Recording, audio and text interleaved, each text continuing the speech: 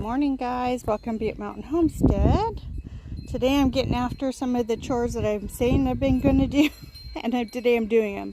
So today the oregano is getting a haircut. I mean, I'm cutting it all the way back.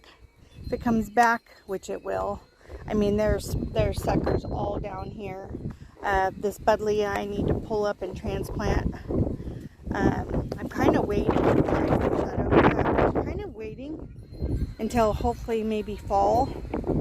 That way it sits in the ground longer.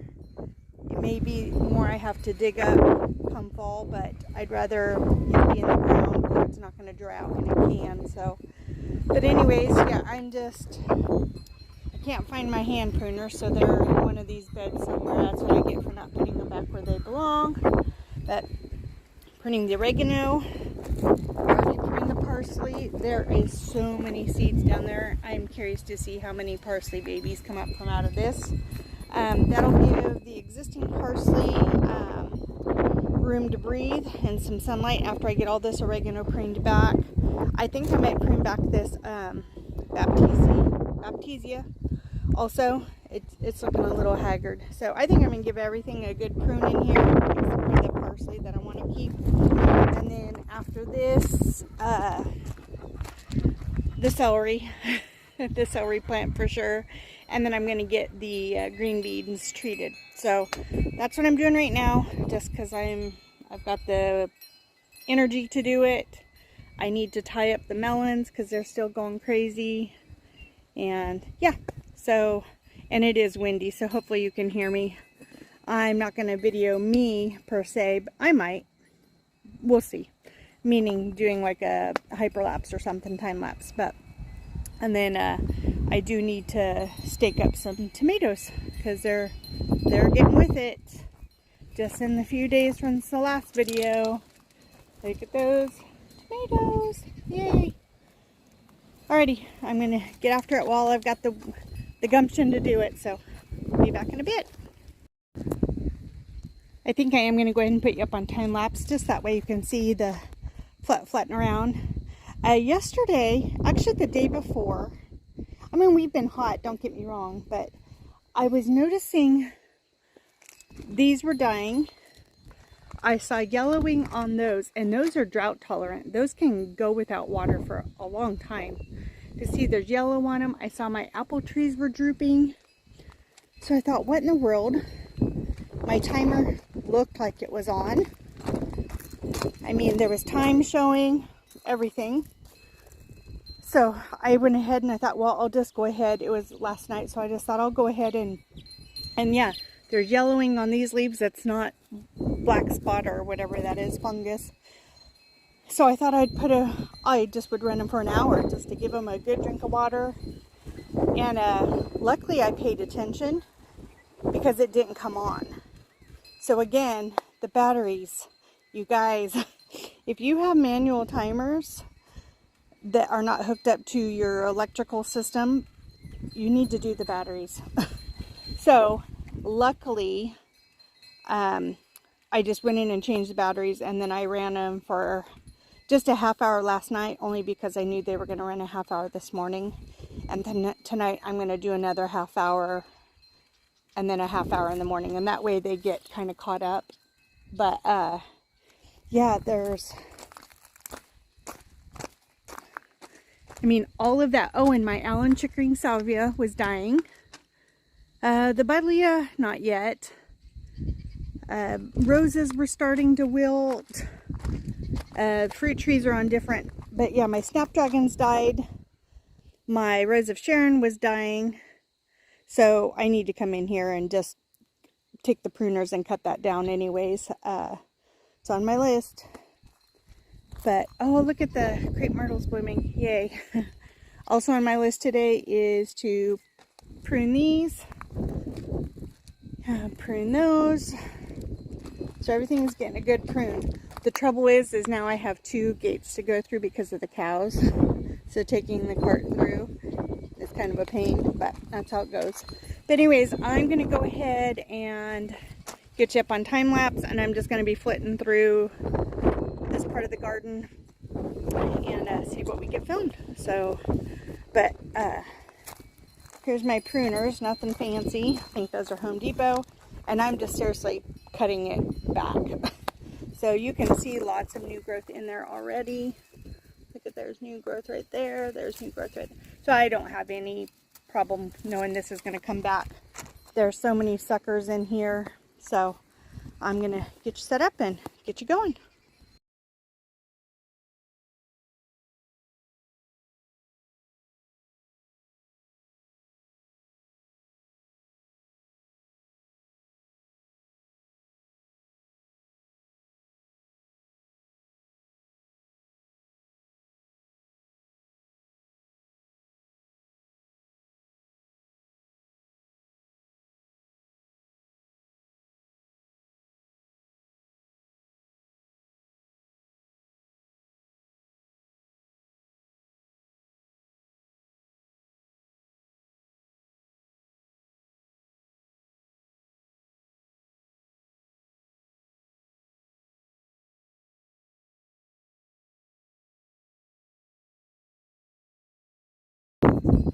Okay, so got all that cut back. I saw there's lots of little baby baptisia right there. I'm gonna dig up that parsley. Maybe I might leave it, see if it'll grow back. But see, there's now these that were in there. They just needed some sunlight to be able to grow. So still a couple weeds in there I need to pull. Oh, and some vegetation we just toss over the cliff because it's basically just decomposes naturally. So, but it's a north wind today, so I'm fighting doing that. But I might do that with the big stuff, and then the hollyhocks that I pull up too. So, so yeah, I got the celery cut back and pulled, and look at all of these celery babies. Look at all those. So I dug up 5, I think, and I put them in this bed where the squash was. They're not going to like me right now because it's kind of warm, but there's 4. 2 there and 2 there. So that way they get drip and I'm not feeling bad about wasting that water. So let's see. I did pull a few of the, I'm going to get rid of that one. Well, you know what? I'm just going to get rid of it too. I was going to save them for juicing because we do a lot of juicing that has celery in it. So sometimes these can be a little tough. But yeah, look at all those plants. There's probably at least 10. At least 10. Yeah, there's like 4 right there. Look at all those. And then there's 2 or 3 in there. There's 1 right there. So I'm just gonna leave them. Probably give them some fertilizer though. And then all the seeds that came off. Look at all those seeds. I'm just gonna shake them off. So, alrighty guys, I'm going to keep after it. I'll show you in a little bit. Oh, and I held up in the video. Probably couldn't tell what I was doing, but I found my pruners over there. So, thank heavens for red handles, that's for sure. Okay guys, I'm inside right now. There's a huge mess outside from all the pruning I've done. I just was waiting for the wind to die down this evening, and then I'm just going to take cartfuls. I don't know how many there's going to be. There's going to be a lot down to the brush pile, but I did get a lot done. I still have a lot more to do outside, but I need to get these green beans canned. So I have 9 jars. My canner holds 9 pint jars. My canner holds 9 pint jars. It technically holds 18, but I don't have the divider anymore. So anyways, I just have my lids. I'm just taking that part of the end off, the vine end, I guess. Just taking that off. I'm going to get them in the colander. There's some in the sink that I rinse them off, you know, make sure there's no bugs on them and dirt. And then I'll get them cut up. I'm going to put them in the jars. I'm going to raw pack them. So that means they're going to go in cold, cool, like room temperature water. I'll also do a ½ teaspoon of salt per jar. And I'm only going to do them one at a time because I don't know exactly how many I have. And I'm keeping them raw so that if I don't have enough green beans, like I only have 1 or 2 jars left, then I'm going to quickly peel some potatoes and get those in there so that so I have a full canner. So could technically do it without, but with the canner, it kind of vibrates, and I don't want jars shuffling around, and I don't want to can water when I actually have something that I could can. So it'll just take me a little bit to peel up enough potatoes and cube them up to be able to fit in the jars. So the only difference is that I believe there's 10 minutes difference of processing time for potatoes. So that means the green beans are going to be cooking a little bit longer than they normally would, but that's just how it goes. So I'm not going to film any of that, and you make the decisions you make for your household. This is what I do. I'm going to use, I'll show you in a minute, but I need to get out the canning book that I use just to confirm times. I believe it's 35 minutes for green beans, but and 40 minutes for potatoes, but I'm going to confirm that, so hang tight. Okay, so I'm using the Ball Complete Book of Home Preserving. I just got that off of Amazon. I think I had asked that for Christmas, so Jean bought that for me for Christmas.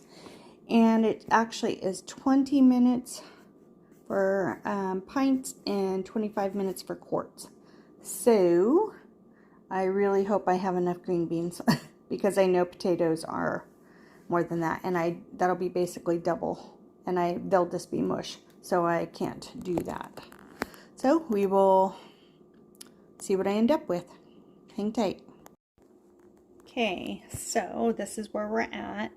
The instructions say to leave a good 1 inch, like it says generous 1 inch. The bottom of the rim right there is usually the 1 inch mark. So as we can see, I've done pretty good. But this one I'm going to share. And it said to do 2 inch pieces, but I just put the small ones in there, and then the big ones, whatever they were, I just cut in half. But I'm short on this jar by that much. So I'm going to go out to the plants, and I'm going to pick what is closest to being ready that's not little bitty tiny. I mean, they're going to be this big or bigger. There isn't any bigger ones because I did them last night and this morning. So I'm going to go get what I have to finish this jar. So that took about, if I had to guess, because I had lots of bags going, is probably 2 gallons would do the 9 jars. So, and this one is a little short. So, well, no, it says a generous inch. So that's a generous inch, I would say. So let me go get them. I'll be right back. Okay. So I picked these last night and this morning. And this is what I found. This one, obviously, I missed. And this one. But yeah, that'll be just enough to top off those jars. Sweet. Okay, they're all done and just got out of the canner. And I've heard quite a few pops. So you can see they're still boiling. So if anyone has any questions on pressure canning, I can either put it down in the description, or you can just put it in the comments, and I'll send you the link to the USDA.gov website on the government's recommendations or guidelines for pressure canning. So, and yep, look at all that boiling. So that's food we grew, picked fresh, canned, and it's going on the pantry shelf. So it's going to be shelf stable food. So I will take you guys back out tonight when I do cleanup after that hot sun goes down. So see you in a little bit. Hi guys. Sorry, it's been actually a couple days since I recorded the last video. The last 2 days have been brutally hot, like 106, something like that. And yesterday I worked, and by the time I got home and made dinner and all that, I was pooped and it was still hot. That night I came out at, I think it was between 8 and 8:30, and it was 95 degrees at 8 o'clock at night. So, and I worked in the dark pulling all these weeds. Are still there because I need to take them to the brush pile. But that day, Jean and I actually got everything that I did out in the potager garden. We got that, or he actually took it down to the brush pile for me, so I could work on stuff too, because he knew we have to work when it's cool. So I do need to finish like soaking this area to get these weeds pulled, and I still need to give these a haircut, but I'm going to run the sprinkler in here right now because it needs it. All this stuff needs to be cut back, but there's some stuff that I want to stay, and it's looking a little droopy, even though I'm out here watering it every single night. So I'm going to, oh, show you. Sorry, hi squirrel. I told you I'd do this, but the gladiolus is going to bloom. That's nice. Yeah, I need to run the sprinkler bad. But, oops, excuse the shadow. So, we're moving the herd into the sedan in the morning. Oh, there's the heifers way over there. Let's see if I can zoom in a little bit. Oh, one more. So, yeah, there's the heifers, and then our steers in there. And I think there's a baby. Well, it's a grown baby, but the mama didn't make it, and the mama had been part of that herd, so, or part of that group. Well, hi there, hummingbird. Hi. Goodness sakes. Yeah, they're wanting the feeders filled, but with all the flowers around, I'm not filling feeders. But yeah, sedan. That's a really good grass for them to eat, and the whole herd's going in there tomorrow. I'm going to zoom back out. So yeah, the whole herd's going in there tomorrow. So we're going to do that hopefully nice and early in the morning. So let me get this sprinkler on real quick, and then I'll take you out to the potager. Okay, with it hitting plants, it's kind of going a little wonky, but that's okay. It'll run down slope. So let me take you out to the garden. Okay. I already saw everything this morning, but I like this time of night. I like looking at it twice a day. Oop, I need to stake that up right now before it splits, and then I lose those tomatoes. So I need to get something to stake that with, but I will. But I bought some baskets at the Dollar Tree today, and these will be perfect for the green beans. Yep, so I'm going to harvest green beans. I'm expecting a lot because I haven't done it in a couple days, so we'll see. That's what the basket looks like now. So stay tuned for that. And then, yep. Okay. Not too shabby for 2 days. So I predict by Monday or so, maybe Wednesday, I might be able to do another batch, I hope. So, and I'll show you a couple things I've found along the way. Get out of it. He's at one of them. Get out of it. Without touching it, I had to kind of protect it from him getting in there because he was having a snack. But you can look down there. There's a quail's nest. And I think there is, well, what's left is 3, 7, 11, 14. And I know for sure he's had 4. Because I've found 4 eggs and I found 1 shell. So I'm not touching it, but I'm just protecting it from him getting in there. Hopefully he doesn't figure out he can shove his nose through there. And hopefully Gypsy will leave the mama alone. But, and then I'll show you the other nest I found, because she doesn't even go in there at all if I'm out here. But there is a mockingbird nest right there. Oh, I think there's babies. Oh my gosh, there's babies. Okay, hold on, I gotta go get Jean. Hold on. Okay, well that was fun. I had to go get Jean and show him, and showed him the quail's nest, and then we were talking about we've been having these swarms of swallows go over us, which is weird for us here. And last night they would go one way and then back the other way about every 3 or 4 minutes. So if they do it while I'm out here, I'll show you. But anyways, I got tomatoes, tied up and pruned. They're gonna, I mean, this one's already passing this one. So luckily I do have this I can attach them to. Thank heavens. That I just grabbed one of the 1x2s from over there. I did some watering. I got these tied up and pruned. There's all that. And yeah, so that was exciting.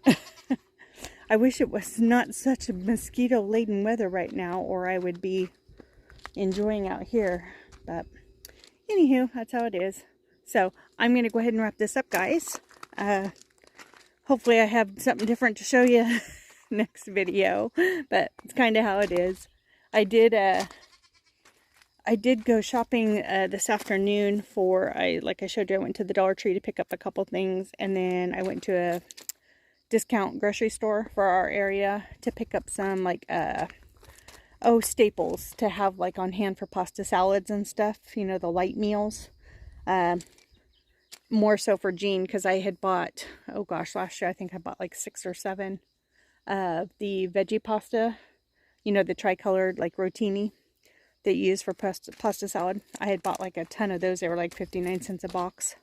So I need to go through those. And then for me, I'll make a small batch of my low carb, high protein, high fiber pasta. But anyways, I just wanted shelf stable items to be able to put in the pasta salads. So that's what I went for. I ended up getting some other good deals, but wasn't anything really to put on camera. But I had hoped, just so I had a little bit something different. But I think next week is supposed to be in the 80s a couple days, as I think I'm going to transplant that tomato to over there, just so it takes up that corner, and I don't dry out that soil. So, and then I'm going to work on this all weekend. Not sure I'm going to film it, I mean, because you've seen me prune them before, but I am going to make sure the hollyhocks are cut back, even though the bumbles are loving it. Oh, let me see if I can find one. It is the sweetest thing. And then I'll close this video out, but where is she? Oh, she does it every night. Oh, she was right there. It is a bumblebee. It is the sweetest thing. And she falls asleep. She falls asleep on the marigolds every night. It is seriously the sweetest thing. Oh, she was in here. She must, or no, it was a leaf. Where is it? It was right in here. Darn, I think she took off. Oh, that's a bummer. If I find her in the next minute or so, I'll put it on there. But it is so sweet when they fall asleep. Oh, you are not sweet. Oh, I missed him. She was asleep right in here. It was so cute. Oh, darn. Okay. Well, I must have disturbed her. That's a bummer. No. Okay. Or was it? Huh. Okay, well that's too bad.